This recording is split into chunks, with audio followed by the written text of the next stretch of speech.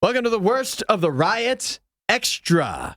This week, we're starting off with the possibly biggest story in the news at the moment, and that is the Alaskan Airlines plane that had a blowout where the door essentially came off right after the plane took off. They had to make an emergency landing. Fortunately, nobody was seriously injured, which is actually a miracle that you think that could happen. And now, since that has happened, a bunch of extra planes that are the same style. They've been inspected, investigated. They've conducted an investigation on the plane that did have the door blow off. It looks like there was an issue with the bolts. Either they weren't on right or they weren't on at all, which is crazy. But that does, Isaiah, it has me thinking that like a real hero profession is inspector. And I'll tell you why. Because even if you become, like, let's say you think you want to be a hero, a fireman, a policeman, they have days where they can go to work and, like, nothing happens. And so they just get to chill out. They have a slow day on the job, right? Like, that happens to even those professions, would you say? Yeah. There's policemen where they probably have a day where not much actually takes place. You think an inspector, they never get to take a day off. If you're a plane inspector, like a bridge inspector, like a carnival ride inspector, like all these different things, all these things we don't even think about. A fire inspector that you got to go and you got to put in max effort. You can't phone it in at inspecting. If you do, people can die. Yeah, it's a pretty intense job. Yeah. But was it inspected? It seems like, this might be, I don't know enough about plane inspecting to even know. But it seems like maybe this was a time where an inspection got missed or phoned in or something. Mistakes happen too. Even if you're really trying your hardest and you're a great inspector, it doesn't mean you can't have an off day, right? That's what I mean when I'm talking about an inspector being a hero profession. It's all risk and no reward. I assume they pay decently, but like the things that can fall back on you if something goes wrong, pretty extreme. Yeah, it's an easy job to get fired. Yeah. If you mess up one thing in an inspection. High pressure. Yeah. Not a job that I would really want to get into. So that said, I want to show my appreciation here. I express some appreciation for the inspectors that are out there working. It's probably a thankless job. Like nobody's out there often being like, you gotta really thank the inspectors, but it's a high pressure job.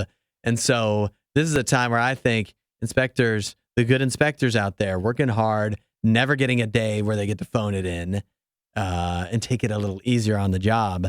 I think we should show them some due respect for getting into that line of work, because it can't be easy. You also think about, this is such a big news story. And so many people, how do I phrase this? You think there's people out there that weren't afraid of flying before, and now they see this story, an isolated incident to be sure, but now they have developed a fear of flying because of this one story in the news? I don't know that anybody has went from not afraid at all to like extremely terrified. Mm-hmm. I'm sure that if you had a flight coming up, maybe you could be a little bit more nervous. Yeah. Some more butterflies in the stomach. If you were a fringe, like you go from kind of being scared, that could push you to, now I'm scared. Mm-hmm. Or if I was trying not to be scared anymore, you may have fallen back into, yes, I am scared once again. Yeah. But I don't think it's taking you from one end of the spectrum to the other. I would say it's one step down. Has there ever been anything for you where either you had like an underlying, like you were mildly concerned about something and then you saw it in the news and you're like, now I'm actually afraid? Or did you go from not being concerned at all to, now I'm afraid because of some like news story? Nothing that happened to you, but something you saw where you're like, well, now I'm a little concerned. The only thing that I could think of mm-hmm. was back in like 2016. Mm-hmm. There was a bunch of those like clown sightings. Do you remember that?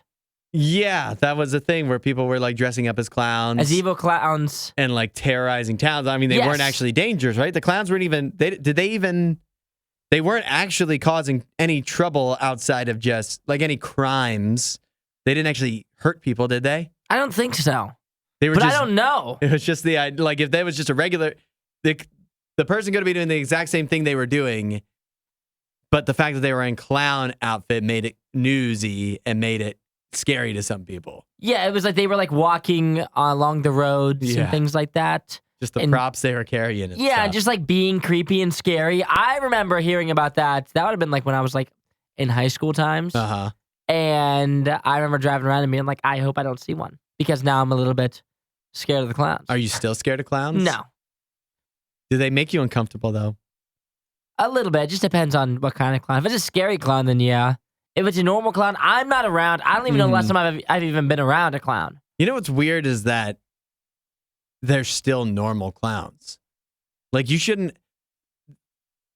To me, I know maybe actual clowns would say to themselves, they'd be like, "Why should I change? The scary clowns are the ones that suck."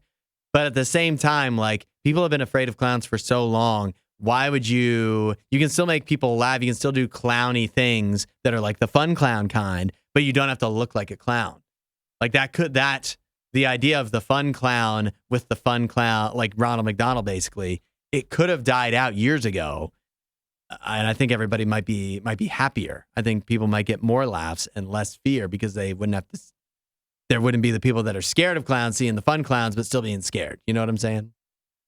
Yeah, but clowning's never been at a higher height than now. There's clowning schools all over the place. Yeah, which is crazy. What do they teach people, to be funny or scary? Just, the day-to-day stuff of clowning. It's also crazy that there isn't, like you think of clown school, I still think that they're probably teaching people to be like the mime clowns, make balloon animals. But what the clown school should be doing is teaching people how to be scary and work at haunted houses. Is really, in this day and age, what a clown school should be, don't you think? See, I think they're still trying to do the birthday party thing with clowns.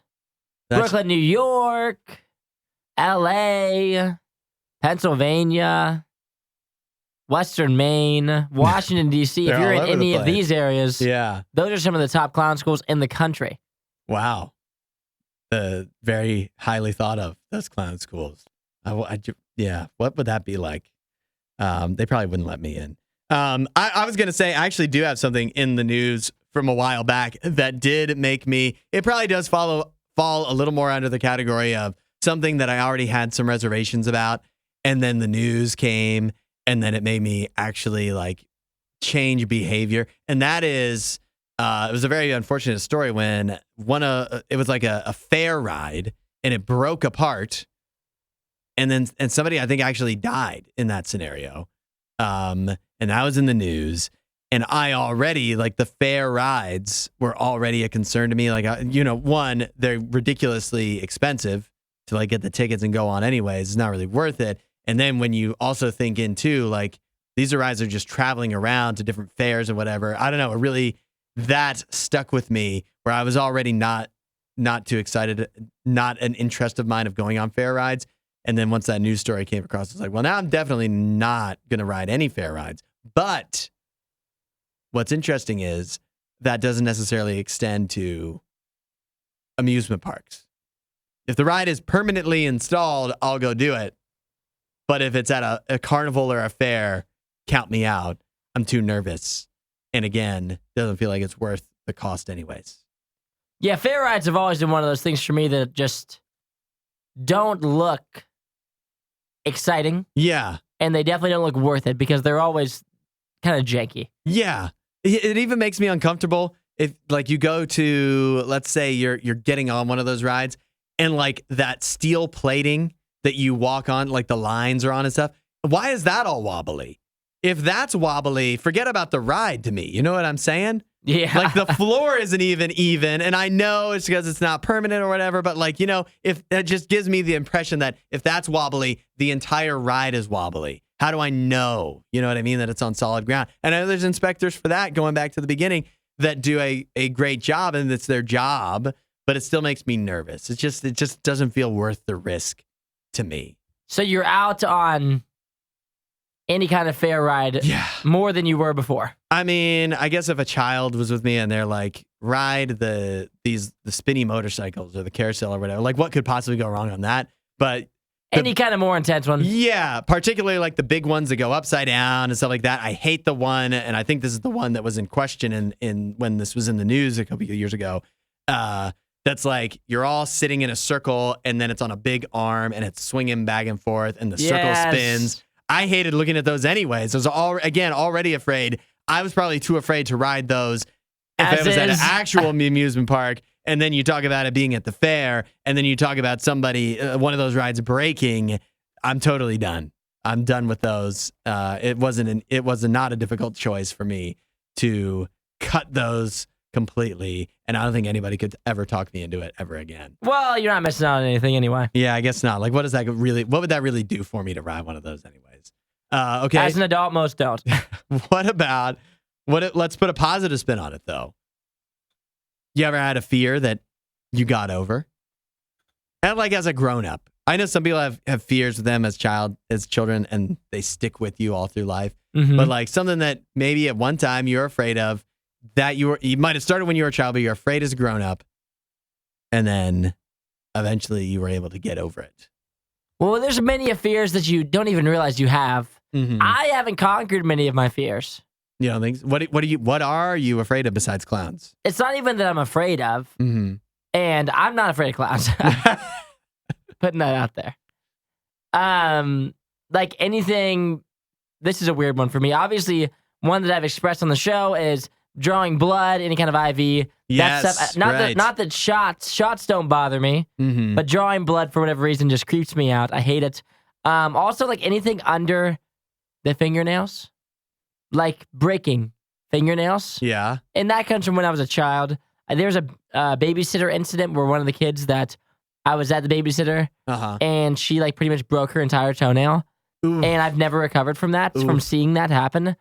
And so now anytime anybody's like messing with... It's kind of making me recoil right now. I'm not even afraid of it, but... If people are like going underneath their fingernails and like picking them, for whatever reason, it makes me feel like they're going to like just snap it off. And it's an absolutely ridiculous thing in my mind that I have told people to not do around me. To not like flick. Don't flick underneath your fingernail. Don't be putting anything under there. Fingernail on fingernail action, anything like that. I don't want to see it because it tweaks me out. Yeah. That's a big one for me. And I still haven't gotten over it. Another one I have gotten over, which I assume many of us have, is being outside in the dark by myself. I'm no longer afraid that I'm going to be taken. Okay, that's good. But growing up, I grew up in the country. My house is very dark. Yeah. In the middle of the woods. And so we had a barn with a fridge outside that you had to like run to. Okay. You didn't have to run, but I ran. I was going to ask you, I was going to say, when you were out in the dark, how often did you run? Every time. Fully unnecessary running. Completely. I would sprint every time. Safer, yeah. Get up to the other garage, and I would get whatever I needed out of there, run back. Nowadays, I would walk because I'm no longer afraid that I'm going to be taken. Do you know how you overcame that? I assume just getting larger as a human being. Oh, okay, that's what Once I felt that I could fully defend myself, I think. So that's where I'm at now. I think, I don't know. Now I'm starting to think that like maybe I've never overcome a fear. You know? Actually, you know what? That's not exactly true. There's things I've been fairly afraid of. Like I would qualify them as at least things that I was concerned about. But I will say that I've gotten over them as far as behavior, but not as far as my uncomfortability. Because one example would be the same as yours is needles and like IVs. I'm still concerned about getting an IV. I'm able to get one now. Like I'm able to get a needle in my veins, and I do it fairly often. However, I'm still uncomfortable with it. I'm still not something that I'm totally fine with. But I like, because, and this is what I would say, and like, I'm sure a lot of people talking about the flying thing now, if you're not afraid of flying at all, what you would say to people that are afraid of flying, right, is what are you afraid of even after seeing this incident? I love that. What are you afraid of? You're like, I'm afraid of it. This is a one in how many flights are there every single day? And this has never happened. You haven't seen this in years. And then this comes around once, now you're going to be afraid of it, or now it reignites your fear or affirms your fear, you could say. Why, when this is a 1 in a million or whatever shot? And I would say, because this applies to anything I'm afraid of, that actually there's anything. I can't defend my fear of wet hair. I can't defend it. That's illogical, but it grosses me out. But I can defend people that would be afraid of flying, or like me, afraid of the IV, for example, or I guess you. But like, just because it's a 1 in a million, and like people would say, well, the way to treat your fear of flying is just, you got to fly, you got to do it. And then once you do it once or a few times, you realize it's okay, then you won't be afraid. And I would say that's not true, because just because it hasn't happened to me yet and I've flown several times doesn't mean it can't happen in the future. Past performance isn't indicative of future results. I can fly 70 times and have 70 flights go fine, but on the 71st, it could be, I still can't be sure that this won't be the 1 in a million flight that something goes wrong. And so, as illogical as the fear may seem, isn't that also a logical take that you never know which one of them has to be the 1 in a million? A bunch of these people were just on the 1 in a million flight. You could get the 1 in a million IV. I could get the 1 in a million IV. We could get on the 1 in a million bad carnival ride. So you're saying that every fear is okay to have? That's what you just said. I think fears are, it's less about, I think I'm going to really pat myself on the back here, because I go and get needles in my arms, which is not a heroic necessarily thing to do. But it's less about being afraid of it and more about your behavior and your risk management. You can know, you just have to quiet the part of your brain. You can still be afraid of it, but you still have to be able to make calm and logical and rational decisions, even knowing that you have a fear of something. That'd be my take. So your take is, you're allowed to have fears if you are rational about them. You can be afraid of flying, but you should also be able to have your logical side of your brain overcome your emotional fear side of your brain and say, I'm still concerned about this, but odds are nothing's going to happen. I'm willing to take the risk. So you think that, so I got you. I'm with you. So you're saying that you can be afraid of something, but still do it. Yes. Because you know that you're actually safe, even though you're afraid. So people that say that they're not going to fly because they're so afraid of it. Yeah. You think those people are wrong? I don't think they're wrong. Technically, they may be technically wrong, because again, the odds are stacked against anything bad happening. But I understand I think, I don't know what I think. They're technically wrong, but I'm not mad at them. Yeah, it's their choice. It's their. What I'm saying is, it's your choice to be afraid of something. I just think the truth of getting over a fear is not getting over it like we think. And I think too, many people get frustrated with people's fears. And the reason for that is, and I know I've seen this firsthand. Yeah. With people that I know, they're very upset with their family members. Yeah. Because of the flying thing. That's right. Like somebody I know really well, her dad does not want to fly. He won't fly. Okay. Right? Yeah. And her mom really wants to like travel. Yeah. She wants to see things, but she doesn't, because her dad refuses to fly. Yeah. Okay. And so she's telling him Dad, like, what are you worried about? It never crashes. Like, you're going to be fine. But he doesn't like flying. He doesn't do planes.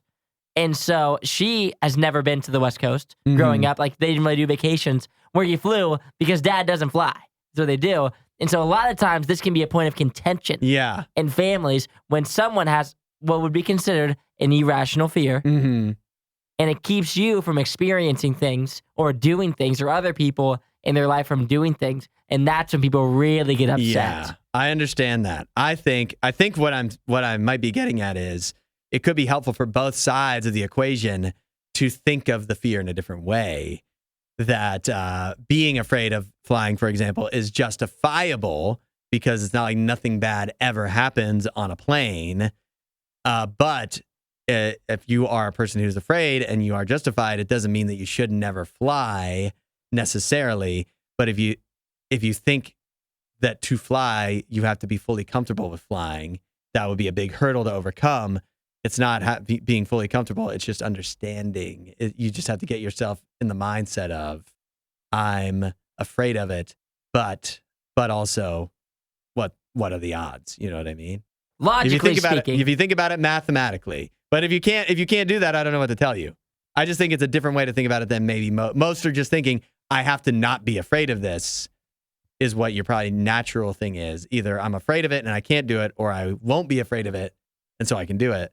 But it's not a black and white. But who am I on the other end? Yeah. Who am I to tell someone, why aren't you flying? Because you're missing, I would say, in my mind, you're missing out on all these great things, like going to different places and experiencing different things and all this stuff. But that would be hypocritical of me because of all the things that I don't do because I'm slightly afraid of it. Yep. I got invited this past fall, and this is, yet again, this is completely different. Yeah. And the actual plus versus minus of this on a way different scale than travel is. Yeah. But I got invited this past fall to go to haunted houses. My thing's always, I don't do haunted houses. Yep. But then am I not being hypocritical if they threw that in my face and said, well, you didn't want to go to this haunted house because you were afraid? And I get that, travel is awesome and all this stuff. Maybe in their mind, haunted houses might be all that. But sometimes you don't realize what you're missing out on because of your fears, and you try to justify the fears that you have as to why you're not missing out on anything. Because guess what? The girl that I know, her dad, who doesn't like to fly, he thinks he's missing out on nothing. Yeah. If you asked him, he would say, why would I want to go there? Why would I want to do that? I don't want to fly. If I want to go anywhere, I can just drive there.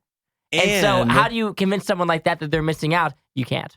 Yeah, that's difficult. It could even be a risk reward. He may love to go to Hawaii, but you can't get there without flying.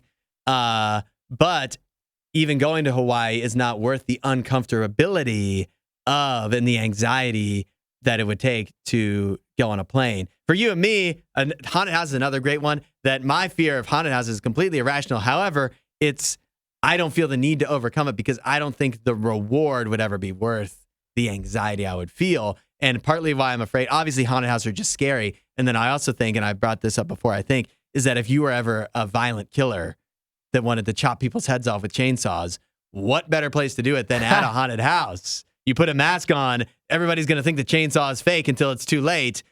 I know that is, I don't know if that's ever happened in the history of the world, but that's something I'm afraid of. But even knowing that that's, again, probably never happened, it's not worth it to me to go to a haunted house because the reward wouldn't be good enough. You know what I'm saying? Let me give you the next one then, because many people, this is another one, people don't realize how many things they're afraid of and how many opportunities they miss out on because of their fears. Yeah. So for anyone that says the guy who doesn't want to go to Hawaii or fly on the plane is missing out, the guy who's talking crap about him is also the same guy, and this is wildly different, but has applied to almost every single person you know, is the same guy that's been given opportunities in a job. People say, why don't you quit your job and apply for a new one? Because why? Because you're comfortable. You don't want to step outside of your comfort zone. I like my job. Maybe I don't make any money. It's a totally different type of fear, but the it's exact same. Yep. The person would say, well, like there's been many times in my life where I've been given opportunities to do something. They're like, hey, do you want to step in on this, fill in and do this? Which would be